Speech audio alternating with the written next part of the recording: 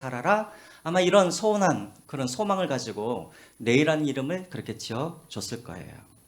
자, 그런데 이 부모의 기도와는 달리 이 레이는 어떤 사람이 되었습니까? 14절에 보시면은 세관에 앉아있다. 레이의 직업이 뭐예요? 세리예요, 세리. 세리가 뭡니까? 세금을 걷는 사람들을 우리가 보통 세리라고 하죠. 여러분, 옛날에 예수님께서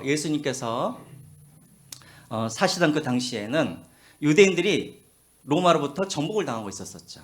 그러니까 식미 국가가 정복 국가에 항상 뭘 내야 됩니까? 세금을 내야 되잖아요. 그럼 로마 당국이 직접 세금을 거두면 될 텐데 여러 가지 문제가 있어요. 왜냐하면 일단 인력이 부족해요. 왜냐하면 로마는 그때 당시 세계의 거의 4분의 1을 차지하고 있었잖아요. 인력도 부족하고. 두 번째로 세금을 거두려고 그러면 피정복 국가에서 사람들이 저항을 하겠죠. 그러니까는 로마가 하청을 준 거예요. 누구에게 하청을 주냐면 유대인 세금을 걷는 사람들을 뽑아가지고 그들에게 이제 하청을 맡기게 된 것이죠. 자, 여러분, 우리나라는 세무 공무원이죠, 공무원. 그렇죠? 자, 그런데 이 성경에 나와 있는 이 세리들은 공무원이 아니에요. 다 개인 사업자들이에요. 물론 이제 공공기관이죠, 어쨌든. 네. 그러니까 이들에게는 월급이 없었어요. 그러면 이들은 어떻게 돈을 벌었는가? 어떻게 돈을 벌었을까요? 예를 들면 이거예요. 로마 당국에서 이번에 성수동에서 한 40억을 좀 걷어라 라고 이렇게 명령이 떨어지면 이 세리들이 성수동에서 얼마를 세금을 걷냐면 100억 정도를 세금을 걷는 거예요. 그래서 로마 당국에는 얼마? 40억 내고 나머지 60억은 누가 먹고 우리가 먹고 그런 식으로. 근데 그것을 로마 당국은 그냥 허가해 줬어요. 왜? 그냥 자기들은 40억만 받으면 되니까. 그래서 또 그들이 로마 군대를 좀 이렇게 지원해 달라 그러면 세금을 거둘 때 로마 군인들도 이렇게 지원을 해주고. 자, 이런 식으로 해서 서로 이 공생 관계를 맺어왔었던 것이죠. 그러니까 여러분, 유대인들이 이런 유대 세리들을 좋아했을까요? 안 좋아했을까요? 당연히 싫어했겠죠. 자, 그래서 여러분 15절을 한번 보시기 바랍니다. 15절. 우리 같이 한번 읽어볼까요? 15절 시작. 그의 집에 앉아 잡수실 때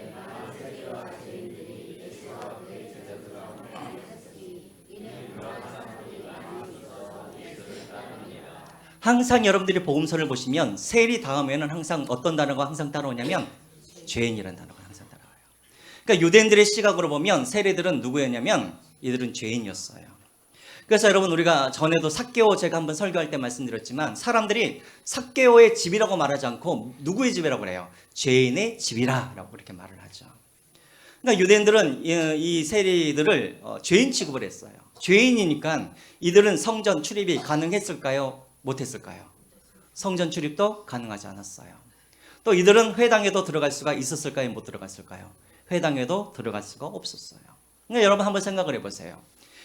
이들도 유대인인데 죄를 지었으면 성전에 들어가서 하나님 앞에 제사를 드리고 죄 용서를 받아야 되잖아요.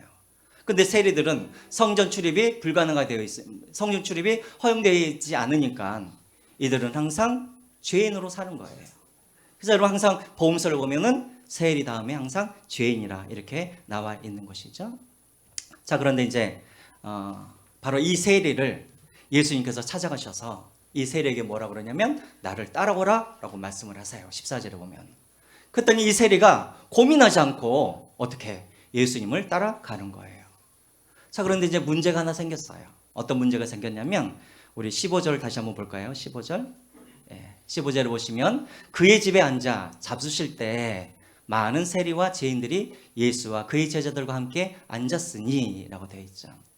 자, 이 세리, 이 레위가 예수님을 그냥 따라가면 될 텐데 이 레위가 마지막 예수님을 따라가기 전에 어떻게 했을까요? 친구들과 이별을 하기 전에 뭘 해야 돼요? 식사를 해야 되잖아요. 그러니까 이 레위가 예수님과 예수님의 제자들을 부르고 또 자기들의 친구를 불러와요. 자, 그럼 여러분 저를 한번 보시죠. 세리의 친구들은 어떤 사람들이었을까요? 네, 그 사람들도 다 세리였겠죠. 그러니까 이들도 다 뭐예요? 죄인들이에요. 그러니까 여러분 15절을 보시면은 세리와 그 옆에 죄인들이라고 되어 있잖아요. 그러니까 친구들도 다 똑같은 사람들이에요. 그러니까는 다 죄인들이 모여서 같이 식사를 하게 되어 있는 것이죠.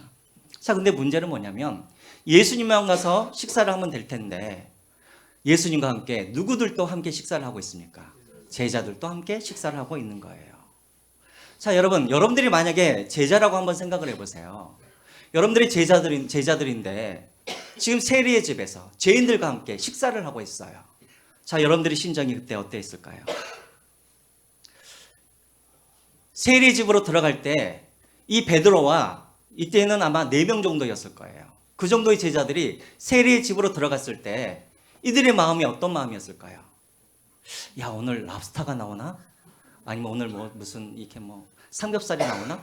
막 이렇게 기대하는 마음으로 세리의 집에 들어갔을까요? 어떤 마음이었을까요? 이거 누가 보면 어떡하지? 그쵸? 야, 이거 내가 혹시 이 집에 들어갈 때 내가 아는 사람이라도 보면 안 될 텐데? 이런 마음으로 들어갔겠죠. 또 이들은 어떤 마음을 가지고 있었을까요? 함께 식사를 나누면서 야, 이거 식사하고 이 레이랑 이것이 참 마지막 식사가 되었으면 좋겠다. 이런 마음 아니었을까요? 만약에 이 세리 레이가 만약에 이제 예수님의 제자가 된다고 해서 우리 공동체 안으로 들어오면 우리 공동체는 다 뭐가 되는 거예요? 다 죄인의 친구가 되는 거잖아요. 아마 베드로와 그의 친구들은 그때 당시에 밥을 먹으면서 이게 입으로 들어가는지 코로 들어가는지도 모르고 이거 누가 보는 건 아닐까 생각하면서 불안한 마음으로 밥을 먹고 있었겠죠. 그런데 사고가 터져요. 16절을 한번 보시죠. 봤어요. 자, 16절 같이 읽겠습니다. 시작. 바리새인의 서기관들이 예수께서 죄인 및 세리들과 함께 잡수시는 것을 보고 그의 제자들에게 이르되 어찌하여 세리 및 죄인들과 함께 먹느냐. 바리새인들의 서기관. 그러니까 여러분, 서기관들은 누구냐면 바리새인들의 뭐예요? 우두머리가 서기관이라고 그랬죠. 바리새인들 중에서도 가장 우두머리. 그 서기관들이 예수님과 제자들이 그 죄인의 집에 들어가서 함께 식사하는 것을 보는 거예요. 자, 그러면 여러분, 우리가 항상 성경을 읽을 때는 우리의 상상력을 한번 동원을 해야 돼요. 자, 바리새인들과 서기관들이 들어가는 것을 봤어요. 그러면 이 서기관들이 그 집에 들어가가지고 이 제자들을 끌고 나왔을까요? 아니죠. 밖에서 불렀겠죠. 그쵸? 끄떡끄떡. 그쵸? 이들이 집으로 들어가지 않았겠죠. 죄인의 집이니까. 밖에서 뭐라 그랬어요? 야, 베드로, 너 이리 좀 나와봐. 그렇겠죠. 그래서 베드로와 제자들이 밖으로 나왔어요. 자, 그랬더니 이 서기관들이 뭐라 그러냐면 그들을 막 꾸짖죠. 야, 너희들 하나님의 백성들 아니야? 하나님의 백성들이, 거룩한 백성들이 어떻게 죄인의 집에 들어가서 그들과 함께 너희들이 식사할 수가 있어? 제발 좀 정신 차려. 이렇게 말했겠죠. 너희도 잘못되면 너희도 뭐가 돼? 죄인들이 되는 거야 하면서 협박도 했을 거예요. 자, 그럼 여러분 한번 또 상상력을 한번 동원해 보셔요. 자, 밖에서 지금 베드로와 제자들이 서기관들한테 지금 꾸짖음을 당하고 있어요. 안에서 세리 레이가 그것을 알았을까요? 몰랐을까요? 알았겠죠. 밖에서 큰 소리가 나니까. 그러면 여러분들이 만약에 세리 레이라고 한다면 여러분 같으면 어떻게 하시겠어요? 어떻게 하시겠어요? 내 손님인데, 지금 내 손님인데 이 사람들이 밖으로 데리고 나와가지고 막 꾸짖고 있는 거예요. 여러분 같으면 열 받겠어요? 안 받겠어요? 열 받죠. 어떻게 하시겠어요? 경찰, 그렇죠. 로마 병제를 부른다든가, 그렇죠. 경찰을 부른다든가. 밖에 나가가지고, 야, 니들이 대체 뭔데? 내 손님들한테 니들이 왜 죄인 취급을 하는 거야? 따지려면 나를 따지지. 왜 죄 없는 베드로와 제자들을 지금 밖으로 데리고 나가가지고 지금 이렇게 잔치집을 이렇게 초상집으로 만들어 하면서 세리가 따져야 되잖아요. 레이가. 그런데 레이가 따져요? 안 따져요? 안 따져요. 왜 안 따질까요? 왜 안 따질까요? 그래요. 본인도 알아요. 내가 죄인이라는 것을 알아요. 내가 떳떳하지 못하다는 것을 알고 있는 거예요. 사람들이 나를 죄인이라고 해서 죄인인 것이 아니라 본인도 얼마나 유대인들에게 나쁜 짓을 하고 있고 본인도 하나님을, 사실은 세리라는 직업을 하나님이 정말 좋으면 하나님께 예배드리고 싶으면 세리라는 직업을 그냥 둬버리면 되잖아요. 근데 그동안 세리라는 직업을 그만두지 않았다라는 것은 그에게 있어서 하나님보다 뭐가 더 좋았다라는 거예요? 돈이 더 좋았다라는 것이죠. 이해가 되시나요? 근데 본인도 알고 있어요. 내가 죄인이라는 것을. 그러니까 떳떳하지 못한 거예요. 그래서 뒤에서 그냥 보고만 있는 것이죠. 자, 그때 드디어 우리 슈퍼 히어로 누가 나타납니까? 예수님께서 나타나시죠. 예수님께서 나타나셨어요? 등장하셨어요? 자, 그럼 뭘 우리가 기대해요? 이제 베드로와 제자들을 이제 거기에서 꺼내주시겠다 기도하겠죠. 자, 17절 우리 마지막으로 읽겠습니다. 17절 같이 읽을까요? 시작. 예수께서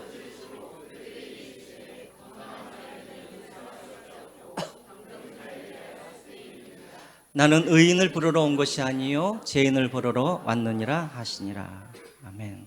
예수님께서 말씀하세요. 내가 이 집에 방문한 이유가 있다라는 거예요. 두 가지 이유죠. 첫 번째는 뭐예요?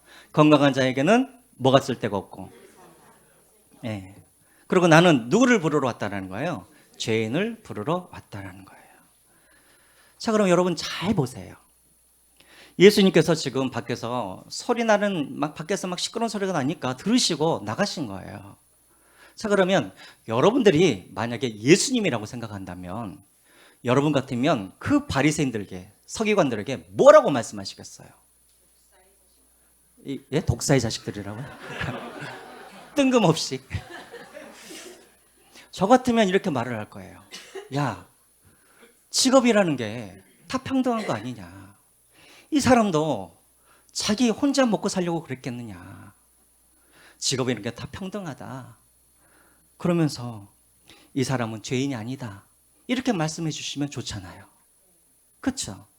레위가 뒤에 있으니까 야, 직업 가지고 어떻게 사람을 죄인이라고 그렇게 하느냐. 지금 우리가 다 식민지 사람들인데 이게 상황이 어쩔 수가 없다. 너희들이 너무 저 사람을 죄인 취급하지 말아라. 이게 예수님의 하셔야 할 말씀 아닌가요? 근데 17절 자세히 보세요. 레위를 뭐라고 하시는 거예요? 그가 평등자래요. 그가 뭐예요? 죄인이래요. 그러니까 내가 그에게 왔다라는 거예요. 예수님은 지금 레위가 죄가 없다고 말씀하시지 않으세요. 그 사람 병든 사람이야. 그 사람 죄인이야. 그래서 내가 그 사람을 찾아왔어 라고 말씀하고 있다는 것이죠. 그러니까 여러분 거꾸로 한번 생각을 해볼까요? 거꾸로 생각하면 만약에 이 레위가 병든 자가 아니었고 이 레위가 죄인이 아니었으면 예수님께서 이 사람을 찾아왔을까요? 안 찾아왔을까요? 모르시겠어요? 레위가 병든 자가 아니고 죄인이 아니라고 한다면 예수님께서 그 사람을 찾아갔을까요? 안 찾아갔을까요? 안 찾아갔겠죠. 레위도 알고 있어요. 자기가 죄인이라는 것을. 그리고 영혼의 병든 자라는 것을 레위가 알고 있는 거예요. 그러니까 예수님께서 그를 찾아가신 거예요. 여러분 한번 잘 생각해 보세요. 여러분들이 사복음서, 복음서를 보면 예수님께서 한 번이라도 바리새인들을 먼저 찾아가신 적이 있을까요? 없을까요? 예수님이 한 번이라도 바리새인들을 먼저 찾아가신 적이 있을까요? 없을까요? 바리새인들이 예수님을 찾아온 적은 있지만 예수님이 먼저 바리새인들을 찾아간 적은 한 번도 복음서에 안 나와요. 왜 안 나올까요? 그들은 죄인이 아니기 때문에, 그들은 병든 자가 아니라고 스스로 생각하기 때문에 예수님께서 그들을 한 번도 먼저 찾아가신 적이 없는 거예요. 하나님은 항상 누구를 찾아가시냐면 병든 자, 그 영혼이 파산당한 자, 심령이 가난한 자, 죄인, 이런 사람들을 예수님을 찾아가신다라는 거예요. 그래서 저를 보세요. 은혜 중에 은혜가 무엇인가? 진짜 은혜 중에 은혜는 잘 안 풀리는 일들이 잘 풀리고 내 육체의 병이 낫고 또 없던 살림이 피고, 이것이 여러분 은혜가 아니라 진짜 은혜는 무엇이냐면 내가 무엇이라는 것을 아는 게 은혜예요. 죄인이라는 것을 아는 것이 은혜인 거예요. 내가 병든 자라는 것을 아는 것이 은혜예요. 그래야 누구를 만날 수 있는 거예요? 예수님을 만날 수 있기 때문에 그러는 거예요. 그래서 여러분 가장 큰 은혜는 무엇이냐면 내가 갑자기 부자가 되고 내 자녀들이 하는 일마다 잘 되는 것이 아니라 내가 죄인이네요. 내가 병든 자이네요. 그래서 내가 예수님이 없으면 나는 살 수가 없는 사람이네요. 이것을 깨닫고 예수님을 만나는 것이 은혜 중에 은혜요, 기적 중에 기적이라는 것을 믿으시기를 바랍니다. 여러분 중에 혹시라도 옛날에는 정말 주님과 하나님과 너무나 가깝게 잘 지냈는데 요즘에는 예수님이, 하나님이 내게 좀 멀리 계신 것 같다. 옛날에는 정말 예수님의 이름만 부르면 막 눈물이 막 흐르고 그랬는데 지금은 내 마음이 너무나 강팍한 것 같고 예수님과 교제가 지금은 끊어진 것 같다라고 생각하신 분들이 있다고 한다면 먼저 여러분들이 자신들을 점검해 보시기 바랍니다. 내가 혹시라도 나를 너는 그래도 괜찮은 사람이야. 너는 그래도 저 사람보다는 나은 사람이야. 너는 의인이야. 이런 생각을 하고 살아가고 있지는 않은지. 목사님, 우리는 예수님을 믿었기 때문에 우리는 의인인데요. 왜 자꾸만 우리를 죄인이라고 하세요? 맞아요. 신분적으로는 우리가 이제 의인이 되었지만 그러나 실존론적으로 보면 우리는 아직도 죄인이에요. 어제 하루를 여러분들 한번 생각해 보세요. 어제 주일이었죠. 여러분 주일 거룩하게 잘 지키셨어요? 혹시 마음으로 어떤 사람을 향하여서 미워하거나 분노하지 않았습니까? 어제 주일 예배를 마치고 여러분들 잘 사셨어요? 아니죠. 우리는 신분적으로는 우리는 의인이지만 여전히 우리는 실존적으로 우리는 여전히 마음으로 살인을 짓고 우리는 속이고 거짓말을 하는 우리는 죄인인 거예요. 이걸 깨달아야 나는 예수 없이 살 수 없습니다라고 우리는 고백할 수가 있는 거예요. 이 은혜가 여러분들에게 있으시기를 주님의 이름으로 축원드립니다. 마지막으로 하나만 더 이야기하자면 예수님은 죄는 미워하셨지만 죄인은 미워하지 않으셨어요. 여러분 의사들이 암덩어리는 좋아하겠어요? 의사들이 암덩어리를 좋아할까요? 모르시겠어요? 의사들은 암덩어리를 싫어해요. 하지만 여러분 의사들이 암덩어리는 싫어하지만 그 암에 걸린 환자들까지 싫어할까요? 아니죠. 암덩어리는 싫어하지만 암에 걸린 사람은 의사들은 싫어하지 않아요. 우리 예수님도 마찬가지예요. 죄인은 미워하시지만 죄인들은 우리 예수님이 사랑하세요. 근데 항상 우리는 거꾸로예요. 우리는 죄에 대해서는 되게 너그러워요. 그런 죄 지을 수도 있지. 하지만 우리는 죄인에 대해서는 우리가 어떻게 합니까? 아주 그냥 단호하게 용납하지 않죠. 제가 우리 교회가 아니라 전에 다녔던 교회에서 어떤 성도님이 그러는 거예요. 목사님, 왜 저는 저런 사람하고 같이 같은 교회를 다녀야 되는지 모르겠어요. 싸우시고 나서 그랬어요. 저 사람이 좀 다른 교회로 좀 갔으면 좋겠어요. 막 그래요. 여러분 중에 또 여러분 우리 교회는 그런 분들이 없을 거예요. 목사님, 왜 저는 저 사람하고 같은 구역이 돼가지고 이 구역이 왜 이렇게 힘든지 모르겠어요. 여러분들은 그런 분들이 없죠. 정말 저 사람은 좀 다른 교회로 좀 갔으면 좋겠다. 근데 왜 우리 교회 와가지고 이렇게 나를 힘들게 하고 우리 교회를 이렇게 힘들게 하는가? 저 사람이 오니까 우리 교회가 수준이 떨어져요. 우리는 그런 분들이 없겠죠. 여러분, 예수님은 의사이세요. 의사가 교회에 있으니 환자가 교회에 오는 게 당연하고 죄인이 교회에 오는 것이 너무나 당연한 거죠. 아멘? 그래요. 이상하게 생각하지 마세요. 정말 같이 지내기 어려운 사람이 왔다 그래서, 정말 여러분들이 기준으로 보기에 죄인이 왔다 그래서 여러분 이상하게 여기지 마세요. 그 말은 우리 교회 안에 누가 계시다라는 증거인 거예요. 예수님이 교회 안에 계시다라는 증거인 거예요. 그러므로 여러분, 우리가 예수님의 마음을 품으시고 죄인이 환자들이 우리 교회에 많이 있다는 것을 보시고 낙심하지 마시고, 야, 우리 교회에 예수님이 계시는구나, 그것으로 기뻐하시고, 죄인의 마음은 죄인이 알지 않습니까? 병든 자의 마음은 병든 자가 알지 않습니까?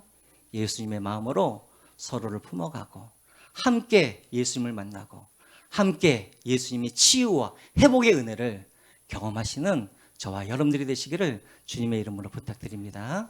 자, 그러면 이제 칸타타 이 말씀을 기억하시면서 우리 이제 칸타타 시작하겠습니다.